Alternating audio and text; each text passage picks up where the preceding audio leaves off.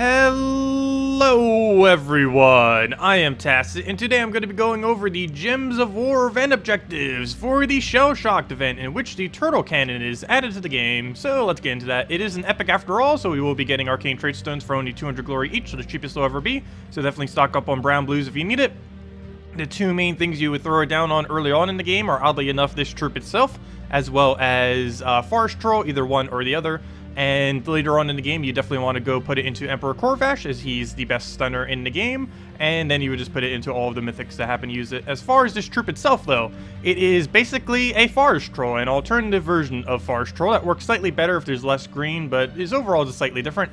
It explodes a single gem and everything around it, and then it creates 4 greens, but then it also creates an additional 3 for every single skull that ends up getting destroyed. So it ends up destroying 4 skulls that would end up being 12 extra for a total of 16. If it was to do 3, that'd be 9 extra for a total of 13, and so on and so forth. So basically, the more skulls you get, the more explosions it will get. And I did check, and it does indeed work on Doom Skulls as well. So Skulls and Doom Skulls, it'll both boost ratio on for the extra bit of greens.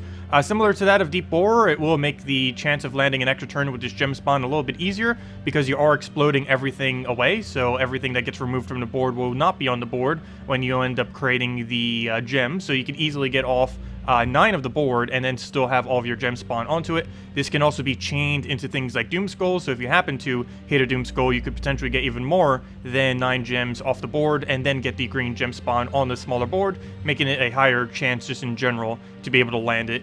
In theory, it could even land if there were 0 greens on the board, which is something that Forest Troll cannot do. Unfortunately, it's not as good as tanking at Forest Troll. It does have a higher overall mitigation, but it does not have Entangle on Skull. Instead, it ends up doing burn on Skull instead. But generally, it's basically the same thing. It's just a beast construct version of a Forest Troll for 1 lower mana cost. As far as which one is better, I would personally say Forest Troll, mainly because you can use it with Titan, and because it does have that Entangle, which is pretty useful. But this is still a great alternative, and yeah, this works out decently. We'll be showing some teams with it and a bunch of stuff in a moment. But as far as the other event objectives, we have 10% to all beasts, as well as 10% to all constructs, which is mainly just applicable to this thing for the most part. As far as the full amount of bonus, you do end up getting 2 times the trait stones if you end up using this thing in PvP, so you would definitely want to consider using this thing in PvP if you could fit it into your team. Anything that you're bothered going to use Forest Troll with, might as well just use that with it this particular week. And other than that, also do keep in mind Guild Wars does count as PvP for this 2 times trait stone thing, so if you want to use that on a blue or brown Guild War day, as it is Guild Wars this week. And other than that, we just have to kill a bunch of blue enemies in PvP or Explore, which is pretty easy. Any of those that says 300 of a certain color, you just go to any kingdom that happens to have a lot of blues in their Explore, or you can simply just go spam PvP, because there's generally enough in there that if you just go get everything done in PvP and just do that for a couple hours, you'd get most of the kills you would need anyways, especially since a lot of people tend to set their defend teams as whatever the color of the day is, just to help everyone out. As far as chests, there is a okay event key drop table this week. It is mainly all of the dwarves from Zacian, as it is indeed a Zacian event.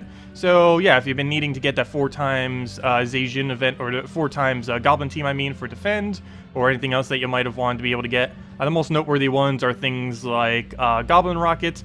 Even Goblin King is here, and he did get buffed, so he's somewhat okay now. Nobbin Brothers, Princess Fizzbang, Queen Grapple Pod, the whole combination that's used for various 4 times Goblin teams. And other than that, this is the first time since his release 2 months ago that High King Iron Gut has been easily available. So if you want to go try throwing event keys to try to get him, you can get him. He's one of the best Devour options in the game. Though if you have a Great Maul, he's pretty much the same thing as a Great Maul, just slightly different and slightly better for Delves overall.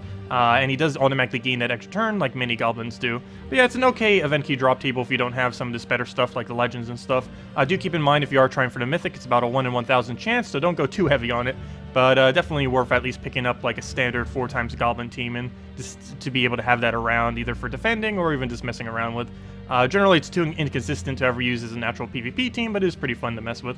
Anyways, as far as the Guild Wars, we do have version 4.25 potentially coming out this week.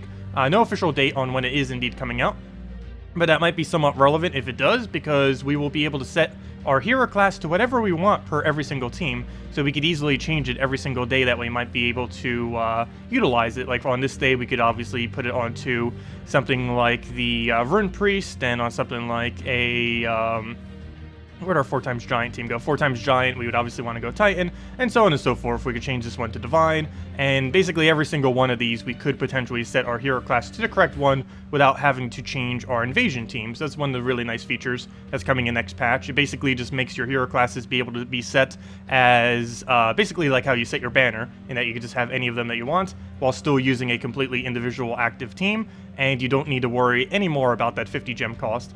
But unfortunately, it's not here yet, but it is potentially coming out this week, or even today, we'll have to see. But yeah, sometime probably in the next week or so, we should be seeing that patch, and it would greatly help Guild Wars if it comes now. But yeah, I did tweak some of my Guild War teams, but as far as, it's pretty much just all the standard stuff as far as what we'll be running. I just tried making it more towards what we would actually use for the newer weapons, since each one of these basically require a different hero class for the most part.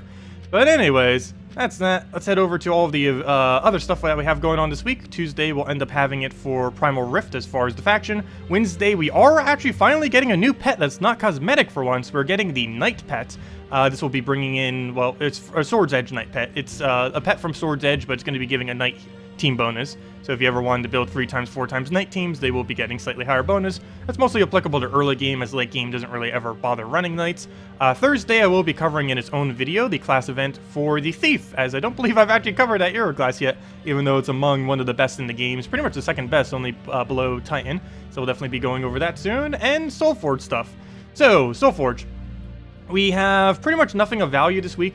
Nothing I would say you have to craft, but there are 2 things that you may want to craft, and that is mainly Divine Ishbala and Famine. Divine Ishbala, if you have the other troops that she works with, you probably already have a copy of her, but if you have things like Infernus, Ketris, and some of the other really big mythic divines, she's pretty good with it. So good that she even got nerfed from 50% mana start to 40% mana start. Even with that nerf, it's still pretty viable with things like Infernus and some of the other better mythics, and she's also just used still for a really good ability that feeds back into herself and just gets a lot of enchants, which gives even more mana. She actually has the highest mana accumulation of any of the double converts due to that double enchant, which is one of the other reasons why they kind of had to nerf the mana gain and just her in general. But still a really good troop if you have some of the better mythics. And other than that, there is, where to go? Famine. Famine is one of those I would probably say almost never go for. He helps you win battles, but the problem is he's not associated with any actual kingdom, so you don't get it towards kingdom progress or anything like that. But as far as just him as a troop, he's not that bad. He's not something you would run as a quick win, but he's a really consistent win. He's been a little bit worse since they've added immune to mana drain, but still pretty applicable in most situations, particularly against teams that have 0 things that have immune to mana drain. As far as what he does is he's one of the best drainers in the game in that he drains all enemies' mana. This is really good. It does require 24 mana, but he does use 3 colors, so that tends to get up pretty quick if you're using proper mana accumulation for him, like explosions and stuff, or just feeding him with a Mercy or Gimlet or whatever else you want to do to feed him all of his mana. And he ends up doing a really high concentrated amount of damage based on 2 times of however much he drains. So if he ends up draining 40 mana, he'll end up doing 80 additional damage on top of whatever that value says. So he can almost do one-shots as well with his ability. But yeah, it's a pretty nice thing. It's normally used on defend teams, very rarely used invasion-wise. The only time you'd actually bring it out is Guild Wars, and since this is a Guild War week, you might want to consider it, as Fem and Def actually in combination are pretty nice for that, just as a defend, but both of them are also pretty consistent at actually winning in that regard. Def because it has those 10% instant kills that could trigger at any time, as well as Famine just because it can always, once you keep the momentum on your side and you get your mana flowing, you basically perpetually, assuming they do not have immune to mana drain, keep them below your mana, and sometimes to the point where they can't even cast. So yeah, I would say mainly if you are going to craft one, go for Famine. But he's not associated with any kingdom, so he's not really going to be helping you progress-wise. He's just going to be helping you win here and there, mainly in Guild War situations. But anyways, let's go over a few teams then. We'll start off with, not that one. Let's go with a little bit of a higher range team, basically a 4 times beast team around the new turtle cannon. As far as this turtle cannon, I'm pretty sure one of the only few instances it's really going to be used is within various beast teams of certain kinds. The main reason for this is because, well, it does count as a beast, and you can give beasts half % mana by using a Forest Guardian, similar to how you can give a Forest Troll half mana by using a Titan. Basically the same premise what we're doing here. If you don't have a Wolf Garrick, you can use your hero. If you want to get half mana start off it, you would want to use Warren or just any hero class that normally would have a half mana start, and just plug a weapon there to fill the gap. But basically what we'll be doing in this particular team, since we are indeed using a Wolf Garrick, is basically we're going to be using Sunbird in order to bring them into kill range, and then use our Wolf Garrick to get a bunch of kills, and we'll easily have all the greens we'll ever need by just targeting this down on the board. So we'll go do this. This will end up giving us a 13 green crate. Yeah, we end up getting 9 and then the 4 off the ability, and you'll notice here that it destroys some of the board, and it cannot spawn in that area that we destroyed, so it greatly increases the chance that we'll actually get an extra turn, just like how Deep Borer is. And since we have now lowered him into kill range, all we do is just hit that with a Wolf Garrick, he'll get a double kill, and we basically repeat that cycle until we win again. We could alternatively put Wolf Garrick in first slot, but it does kind of block mana quite a bit, to the point that I've just decided to put it the Sunbird up front instead. We can Skull Spam some, and I think we're just going to do that and then just kill it out with the... oh, never mind, it has Stealthy. I was going to say we could kill it with a Wolf Garrick again, but nope, not quite. Actually, we don't even have enough Sunbird damage now because it just did that.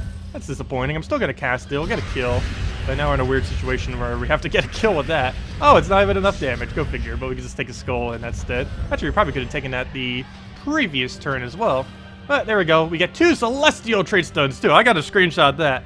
When do we ever get 2 Trait Stones when it's actually a good one during a 2x Trait Stone event? I feel like that never happens. Like, whenever it's a 2x Trait Stone event, you just always get the worst Trait Stones, it feels like, because you're actually paying attention to the Trait Stones you get.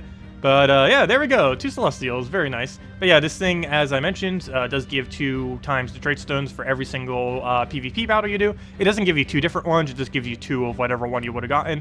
And as you can see, we got a Celestial, and we got 2 Celestials instead of just 1. That's basically the only reason you'd bother using this guy this week, the Turtle Dragon. So if you need something a little bit cheaper than that, or if you're actually going to be running it against real teams, I ended up building a bit of a Skull Spam related team with it that utilizes him more so for his actual aspect. That's also a bit cheaper than the previous since it doesn't use any mythic or anything. But basically same premise. Let's go start getting our mana up, see if we have anything that we can kind of move here. Not quite. Figures. We'll go and I guess we'll stick a red to yellow. Trying to get our mana accumulation loop going. Once we get that rolling, we should be good to go. There's only 2 Skull. Generally, when you cast this, you're going to want to hit at least 3 or more, unless the board is really populated with green, so I'm going to hold off for now. See if we have alignment, and we do, so let's go right into it. That'll give us all of our mana. I almost keep forgetting what this is. I believe it's red to purple and yellow to Skull. I don't use Nimue that often, so I actually completely forget, but yeah, that is what she does. So we could go for a bunch of explosions here. There are a bunch of greens here, and since we don't currently have alignment, I believe that's what we're going to go for. We're going to want to go for a 3 that doesn't have as many greens. So since this area doesn't have as many greens as this one, we'll want to do it here since it still has the same amount of skulls. Get our extra turn. It was mainly just to make sure we have an ever so slightly higher chance of extra turning there. Not really too big a deal to do it like that. Do we have yellow to skull here? No, we do not. So we're going to have to keep moving stuff. Doesn't look like we'll be able to get our alignment, unfortunately. Oh, yes, we do. We have red to purple, so we'll grab that. We have Azarus here, too. If there's 13 plus purple, he can extra turn. Alternatively, he can also do, like, right here. We can go take a skull by aligning that if we didn't already have it off a convert. Obviously, we could just do yellow to skull convert, but we could also just use an Azarus there or an Azarus there or anything like that. So if we want to go do this, boom, get our free skull. If we didn't have alignment off of something else, and kill it out that way. And we'll just take in one other skull, and that's pretty much that team. And Lust keeps doing us damage because every single time something dies, it keeps charming us, which is why we're taking so much damage there. But yeah, if you actually want to run that for PvP, that's along the lines of something you could do. Of course, if you're doing lower trophy stuff, you could just run into some kind of Sunbird Rush team. With that being said, let me actually go use the slightly cheaper one. I guess we'll do it against this one. Actually, I don't know, I'm trying to find a slightly easier battle because this team is slightly weaker. I guess we'll do it up against a standard giant team. Well, not exactly standard, but here's a really cheap team that you can build that's just ultra rare and below of the turtle cannon if you want to get some cheap stuff in there. Most of this stuff is stuff that most people would have. Turtle cannon you can get for 400 glory this week. Sunbird is a very vital ultra rare that you would just get from random glory and gem key drops. Boar Rider and the Dire Boar are also from gold keys and glory keys mainly are the locations you would end up finding them. And this does use a kind of interesting combo other than the fact that this team is 4 times beast. It does end up having a double row. There aren't too many row mechanics in late game just because most late game troops don't really have it.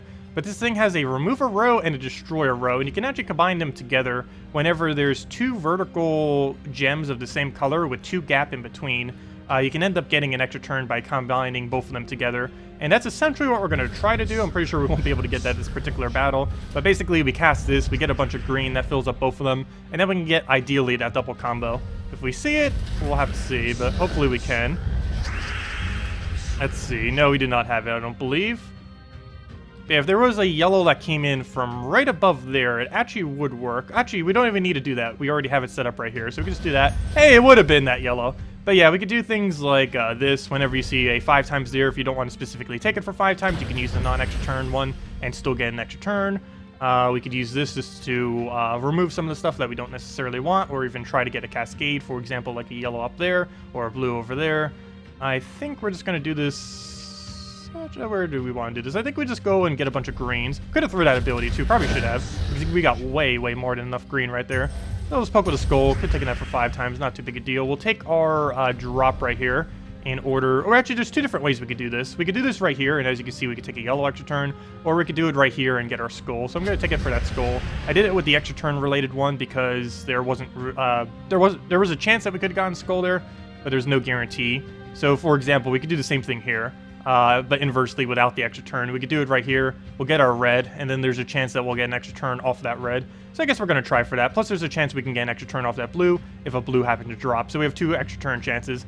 One if a red falls down, or another if a blue falls there. So we'll do that, hit the first 2 with it, and then probably throw a sunbird since it cleans up pretty nicely. Unfortunately, we didn't get either of those 2 gems that we needed, but well, doesn't always happen. But you gotta at least try, or else you're never going to get the chance. So right here, we'll take a blue, hopefully get a skull there. Looks like we get a brown into a skull, and we don't even need any follow-up. But that's a nice cheap team that ends up utilizing it, and you get that little bit of beast bonus, the 10% on all of them this week. And it's all relatively cheap, and of course we get that 2 times trade stone every single battle that we do there. But anyways, guys, if you still have any other questions, feel free to leave it in the comment section below. Oh yeah, one other thing I forgot to mention, other than the version 4.25 patch that is coming in very soon, we also have a Vault event this Friday for the entire weekend. So if you've still been needing a Cedric Sparkle Sack in order to make a key team of any kind, or really any gold boost ratio team, he will be available this Friday. Well, he's always available, but this weekend on Friday, Saturday, Sunday, you'll be able to get a higher rate of Vault keys, and those Vault keys have a good chance of being able to drop Cedric, about a 1 in 10, 1 in 15. Exact rate has never been disclosed, and we don't really have enough data to know for sure. But basically, you'll get a bunch of Vault keys, and more Vault keys means more chance for a Cedric if you don't already have it. And he is a pretty key troop, just like how Fairshra is a pretty key troop. Whereas Fairshra's for souls, Cedric's basically just for the gold-related stuff. But anyways, guys, if you still have any other questions or anything, feel free to leave it in the comment section below. Thank you all so much for watching, and have a wonderful week. Goodbye, everyone!